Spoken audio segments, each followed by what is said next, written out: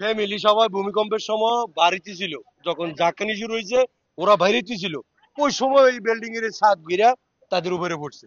তখন আমরা দৌড়াদৌড়ি করে হাসপাতালে নিয়েছি। হাসপাতালে আসার পরে না ডাক্তার পাইলাম, না নার্স পাইলাম, না কোনো একটা লোক পাইলাম। কোনো কিছু নাই, কোনো কিছু নাই। তিনজনের অবস্থা খারাপ। এবং শত শত রুগী আসতেছে এলে, শুধু পা ভাঙছে, হাত ভাঙছে, গ্লাস ভেঙে মাথায় পড়ছে, চোখে পড়ছে। কিন্তু এখানে ডাক্তার নাই, কোনো শাবক নাই, কোনো কোনো কিছুই নাই। একবারে মানে মানে নাজেহাল অবস্থা আর কি। এনে যে একটা চিকিৎসা করবো বা একটা কোনো কিছু দিব, একটা লোক নাই, মানে কোনো ডাক্তারই না। দেখেন অবস্থা, এটাকে হাসপাতাল বলা চলে? প্রথম মনে হচ্ছে গাড়িটা কেউ ধাক্কাইতেছে, ফিরা চাই দিনা কোনো লোক নাই, পরে যাই নাই। আমি গাড়িতে হইয়া গেছি খাইলা গাড়ি।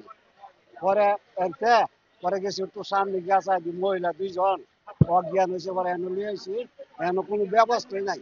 ভূমিকম্পের পরে আমাদের যে ক্যাজুয়ালিটি বেড়ে গেছে, আমাদের ভূমিকম্প রিলেটেড সমস্যা নিয়ে প্রায় ৪৫ জন আমাদের এখানে এসেছেন, চিকিৎসা নিতে এসেছেন। এর মধ্যে ২ জনের অবস্থা ছিল মারাত্মক। ২ জনকে হচ্ছে আমরা, হেড ইনজুরি ছিল, ২ জনকে আমরা চিকিৎসা দিয়ে ঢাকায় রেফার করেছি।